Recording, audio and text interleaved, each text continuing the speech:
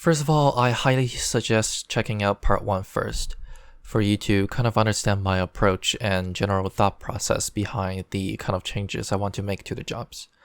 But to summarize, I will first determine what the theme of the job is, and then primarily update the actions that I think needed, and make them fit more into the identified theme, and incorporate them more into the jobs kit. How much I'll change the jobs will vary and completely depend on how I personally feel about them.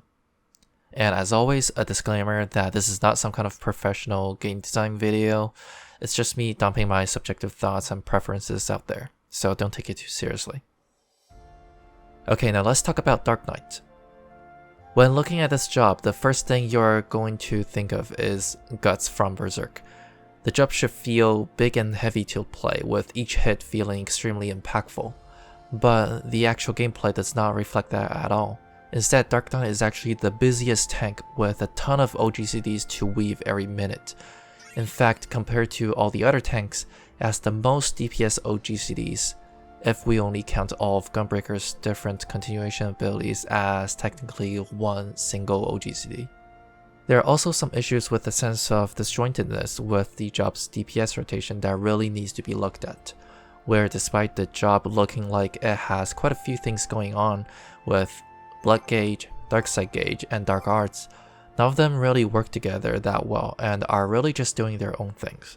Blood Gauge aside, Dark Side Gauge isn't even really a gauge, but just a damage buff timer like Warrior's Surging Tempest, and Dark Arts is only used for a free damaging MP ability cast.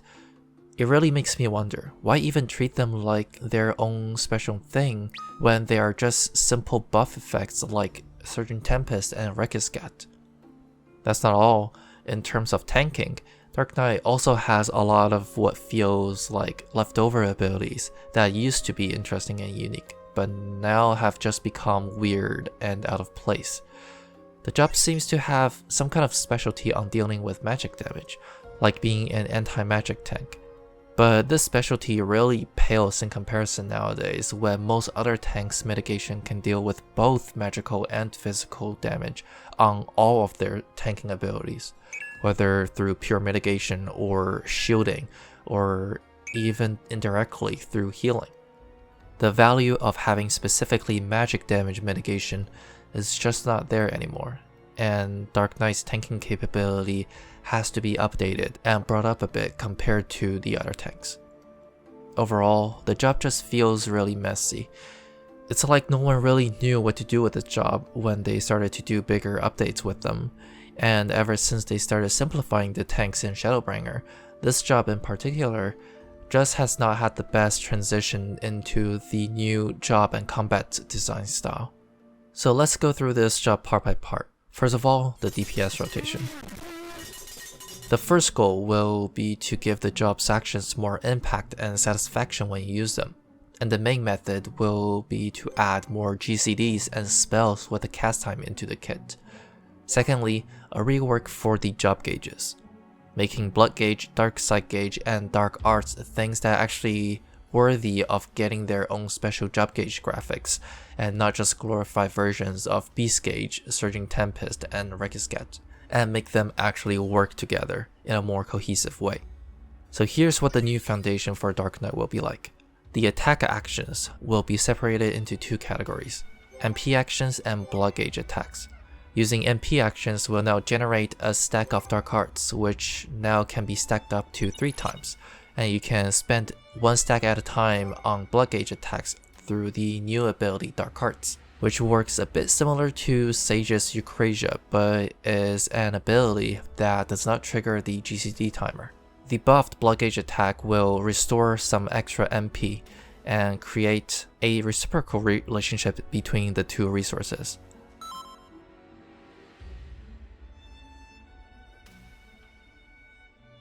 The basic combo will mostly be the same, but the HP restore effect will be moved onto Siphon Strike, and Soul Eater will now have both the MP and Blood Gauge generation effects. Dark Side is actually the harder one to deal with, as we already have 3 different resources for the job to manage: MP, Blood Gauge, and Dark Heart stacks.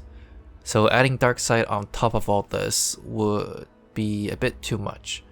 There will be something that interact with it, and we'll talk about it a bit later, but for the most part it will remain the same in terms of effects and how it is gained.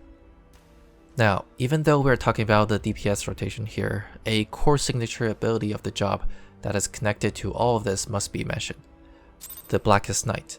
The Blackest Night is interesting to me because of its risk-reward structure for a tank. For most tanks, the tanking abilities and the DPS actions are almost always separate, where one does not interfere with the other. But here, the Blackest Night, on a base level, despite being a tanking ability, it can also greatly reward the player with more damage if the ability was used well, compared to how other tanks' tanking abilities only just reward with even more tankiness. Here we'll try to keep that aspect of the ability, but the changes will be kept simple. The Blackest Night will now grant a stack of dark cards on cast as part of the MP actions, regardless of whether the shield was popped. And popping the shield will now instead grant a free buffed blood gauge attack, keeping the DPS reward aspect of the ability. Something else that we have to pay attention to is the rate buff timer, which is the period of time you get all the crucial rate buffs on, and you want to use your biggest damaging actions during this. The period is not exactly set as to how long it will be, as different rate buffs have different durations, but we'll just go with the shortest duration time of 15 seconds. This means that whatever rotation we come up with has to have the biggest burst be able to be done in 15 seconds. And converting that into the number of 2.5 second GCDs, this is about 6 GCDs worth of burst period. This burst period of 6 GCDs is actually true for all tanks. For Paladins, it's Goring Blade, Confiteor combo, and Holy Spirit. For Warriors, it's Inner Chaos, which counts as 2 because there are 2 Infuriate charges, Primal Rend, and 3 Felv Cleaves from Inner Release.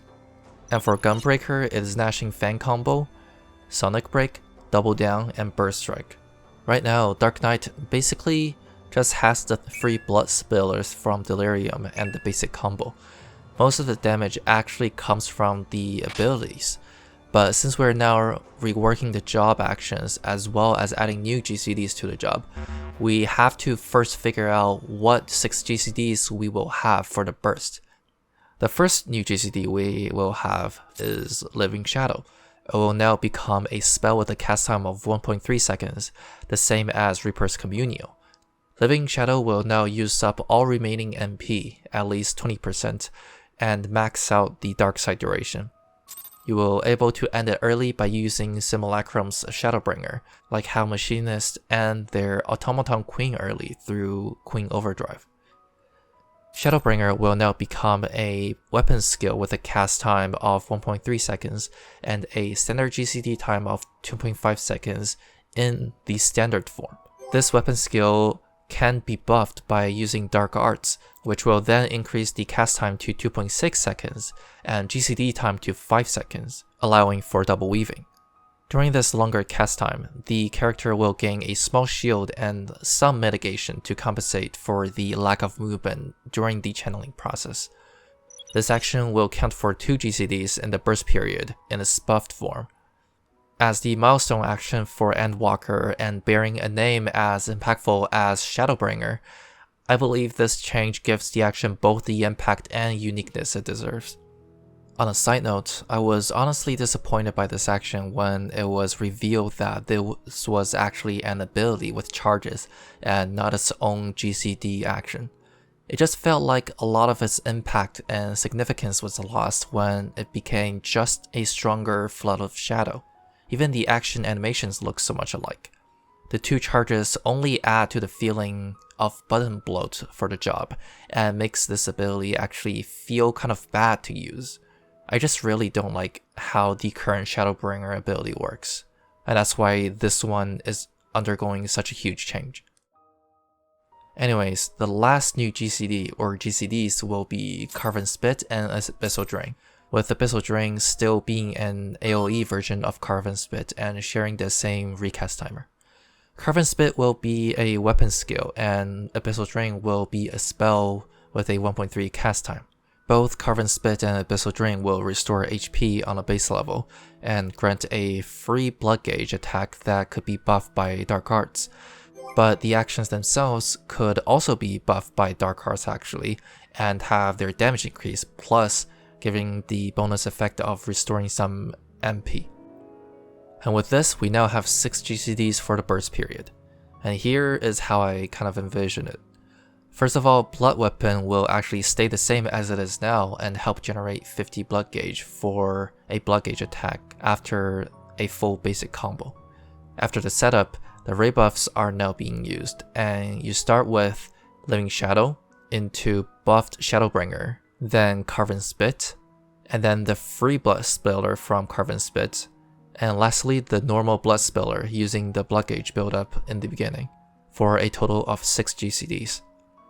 If you get the Blackest Night popped in the beginning, that could even be another buffed Blood Spiller added to the whole thing, but on the base level, there will definitely be 6 GCDs at least. Now you might be wondering, what about Delirium? Well, originally it and Shadowbringer were supposed to become Rekiscat and Confiteor clones, as I wanted to draw a parallel between Dark Knights and Paladins. But now, since we've already decided on what the main burst GCDs will be, there really isn't a room for Delirium anymore. So instead of it being a burst cooldown that you use every minute, it will be something that you use between bursts to make the base rotation a bit more interesting. And this is actually also where Dark Side finally comes in. Delirium will now consume all of the current Dark Side duration and have the basic combos, both single target and AoE, get buffed for a period of time. Delirium will replace Dark Side's effect and still be granting the 10% damage increase, and the duration of Delirium will be based on the consumed Dark Side duration, to a max of 20 seconds of Delirium to 45 seconds of Dark Side, 15 seconds of Delirium to 30 seconds of Dark Side, and 10 seconds of Delirium to 15 seconds of Dark Side. Using MP attacks that grant Dark Side during Delirium will instead grant Delirium an extra 5-second duration.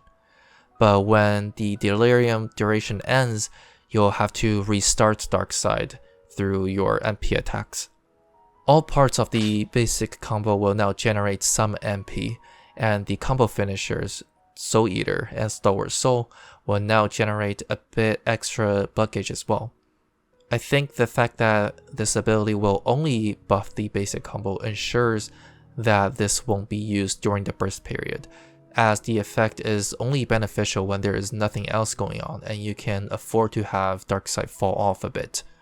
This will be an ability without a real cooldown, but with a recast timer of 5 seconds, and is more of something for you to use whenever you want, instead of something to be used off cooldown. Lastly, Salted Earth will now also restore some HP when your GCDs, for both weapon skills and spells, hits enemies when standing inside of it. You also get some mitigation when standing inside it at later levels. Salt and Darkness will also restore a bit of HP, MP, as well as blood gauge.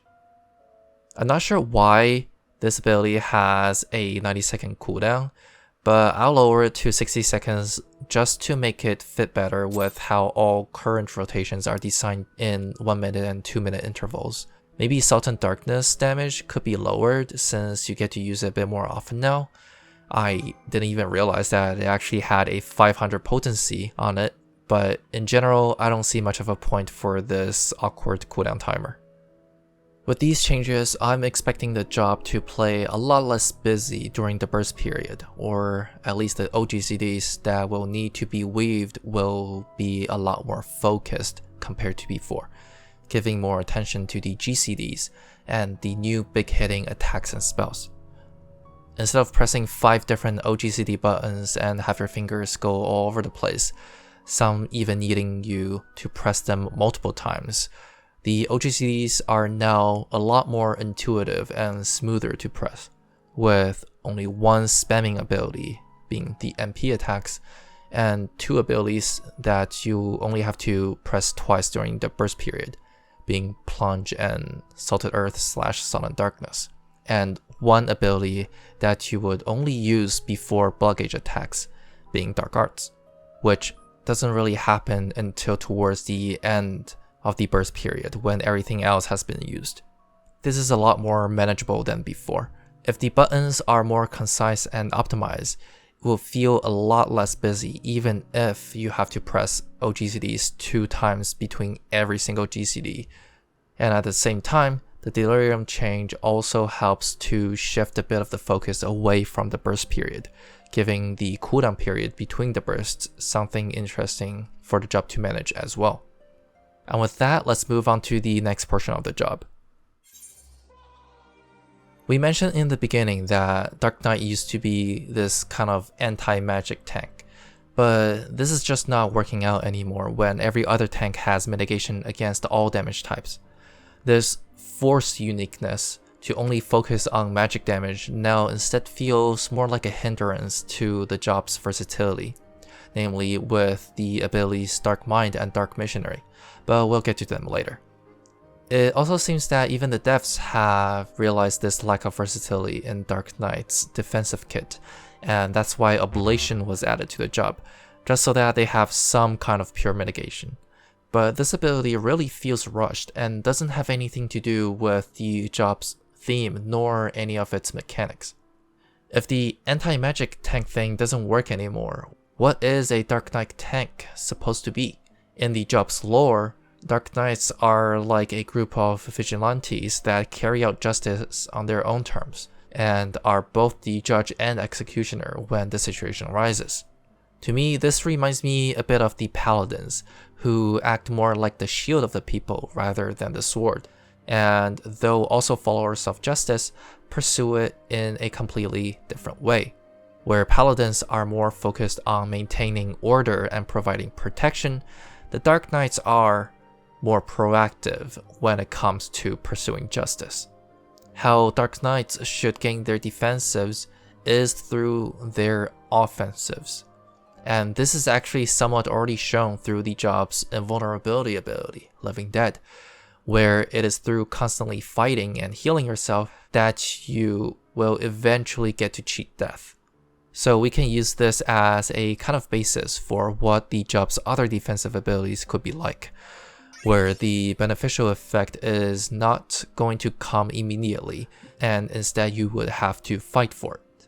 As for the anti-magic aspect of the job, since we are only really just dealing with 2 abilities here, with Dark Mind and Dark Missionary, they could just be turned into some form of debuff that reduces enemy damage dealt, that are more similar to the melee DPS and magic range DPS role actions, Feint and Addle, keeping the separation between the different damage types, but have one stronger than the other. Now let's actually go through the abilities. First up, let's talk about Ablation. As mentioned before, this ability just feels slapped onto the job because the devs couldn't figure out what to do with it, but this also allows this ability to be changed up a lot more freely because of how basic it is. Ablation itself will now only have 5% mitigation, but if the target gets below 80% HP, it will also grant a lifesteal effect similar to Bloodwetting to the Dark Knight, and the target as well if casted on someone else, but only for 3 GCD attacks, and not duration based like Bloodwetting. Dark Mind. Dark Mind will now be a single target damage debuff for the enemy. At the base level, it will reduce enemy physical damage done by 5% and magic damage done by 10%, lasting 6 seconds. But this damage reduction could be further strengthened, where after every GCD attack, you can recast this ability again to put another stack of Dark Mind on the same enemy, refreshing the debuff timer. Or you can choose to use it on a different enemy, but the debuff timer on the original enemy will not get refreshed. At 2 stacks, the enemy physical damage done to you will be reduced by 7%, and magic damage will be reduced by 12%. And at the max 3 stacks, physical damage will be reduced by 10%, and magic damage reduced by 15%. The ability could only be used 2 other times after the initial usage, so 3 times in total, and after the last cast or 6 seconds of not using this ability again, it will go into a 60-second cooldown. Dark Missionary will undergo something similar. It will be more like appraisal instead of battle, reducing affected enemies' damage done to everyone, not just for the Dark Knight. Dark Missionary will be an AoE debuff, reducing affected enemies both physical and magic damage by 5% for 10 seconds. This can also be recasted to further decrease only the magic damage to 10%, the same functionality as Dark Mind.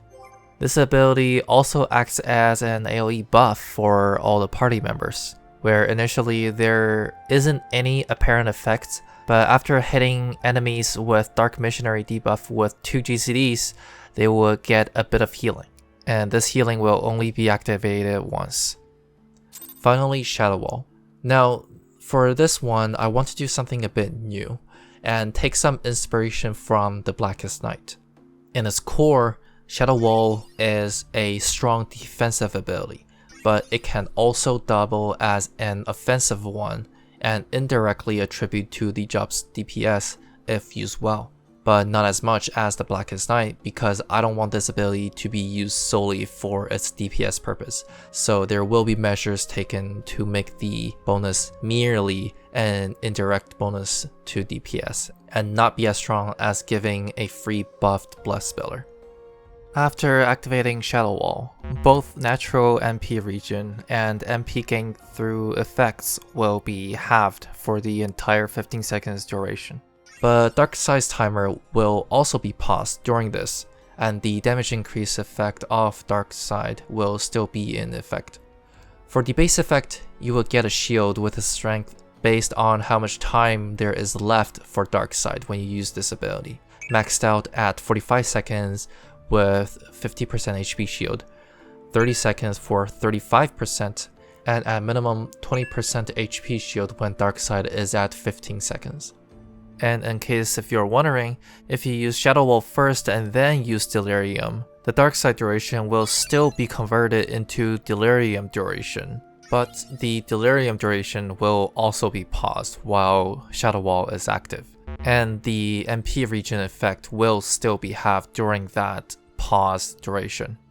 And for the reverse situation, if you use Delirium first, Shadow Wall will actually become Wall of Darkness during Delirium, and will always be granting a 40% HP shield. As a bonus, if the shield gets broken, you gain MP based on the shield strength, and 10% mitigation for the remainder of the ability's duration. 50% HP shield will get you 1000 MP, 35% HP shield will get you 600 MP, and 20% HP shield will grant you 200 MP. And popping the Delirium 40% HP shield will grant 800 MP. And that's everything for Dark Knight.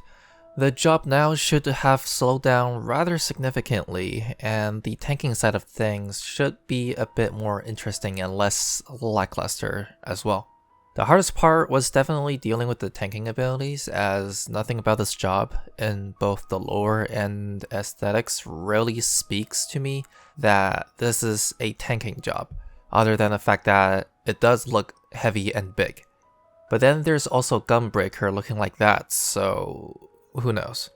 But in the end, I realized that Dark Knight doesn't really have to be the tankiest job out there, and it's fine to make it a bit more fragile than the other tanks, and make the defensives relatively weaker compared to others. This could just be seen as part of the job's charm, where it is simply a more challenging tank to play. This is a tank that is similar to Paladin because it is also a job revolved around mana, in fact even more so than Paladins. And it is also similar to Warriors, because there aren't a lot of direct mitigation for damage when it comes to being tanky. Instead, it gets a lot of self-healing and shielding. But despite drawing inspirations from these other jobs, I think I've still made something that is unique in its own way. Anyways, thank you for watching this video, and check out my other video on Paladins and Warrior if you're interested, and see you in the next one.